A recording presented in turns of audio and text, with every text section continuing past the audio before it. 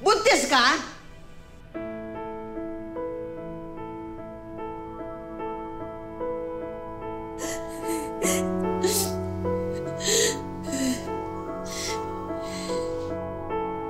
Sorry, Ma. Hindi ko po sinasadya. Hindi mo sinasadya? Kung hindi ka bumuka ka, hindi ka mabubuntis. Kasalanan mo yan. Pati anak ko, dinamay mo pa ngayon. Teka muna.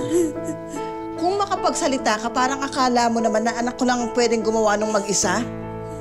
Hindi ba dalawa naman silang gumawa nun? Excuse me, menor de edad ang anak ko. I'm sure na yung step na yan ang nagplano ng lahat. Malandi na at oportunista pa. Alam niyang mayaman kami, kaya gusto niyang... Teka nga muna. Alam mo, medyo masama rin yung tabas ng bibig mo eh. Kahit na mahirap lang kami, hindi kami nalalamang ng kapwa namin. Ma, tama na po. Hindi eh. Huwag na po siyang awayin. Pabayaan mo ko. Ibang klase magsalita ito eh. Akala mo kung sino eh, para bang mas mababa pa sa durantingin ito sa atin eh. Truth hurts, right? Mami, enough. Walang mapupuntahan tong pag-aaway ninyo. Baby ko po yung nasa loob ng tiyan ni Steph. Kailangan ko pong panagutan. Basta! My decision is final. You will not be with that woman. And you are not bringing her into our house. Maliwanag, pipili ka na lang ng pupuntisin. Yung high school graduate lang. Let's go! Umuwi na tayo! Teka nga muna, nag-pleno ka pa sa high school. Kahit na hindi nakapagtapos ng anak ko, nakapag-high school na ang anak ko, di lang nagtuloy ng pag-aaral, pero matalino ang anak ko. Di ba matalino ka naman talaga? Matalino ka. Kaya lang nga nabobo ka dahil sa Toby na yon. Tapos nabuntis ka pa. Bakit gano'n, anak?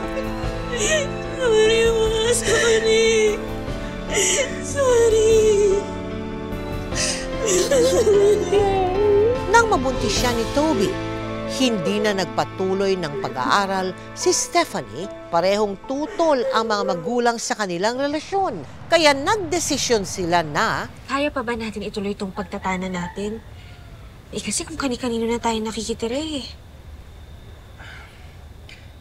Tong tropa kong to, hindi tayo pababayaan ito. Pero hanggang kailan ba natin gagawin to? Huwag ka mag-alala. Konti na lang to. Tiis na lang. Kailangan ko lang patunayan kay Mama na mahal kita. Seryoso ako sa'yo. Totoo? Hindi mo ko iiwan? Oo. Ano ka ba? Mahal na mahal kita at ang baby natin. Kapag nanganak ka na, papakasalan kita. Pakakasalan mo ko? Oo.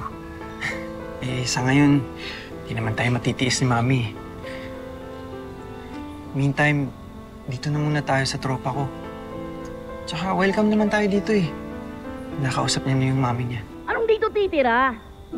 Nakapunti siyang barkada mo tapos sa atin tutuloy? Ayoko! Hindi pwede. Paalisin mo yan. Mamaya maggalit sa atin ang mga magulang nila. Sabihin, kinukonsinti natin yung mga kalokohan, mga lintik na yan. Palayasin mo yan. Huwag mo nang iharap sa akin at baka makarinig pa sila ng masasakit na salita.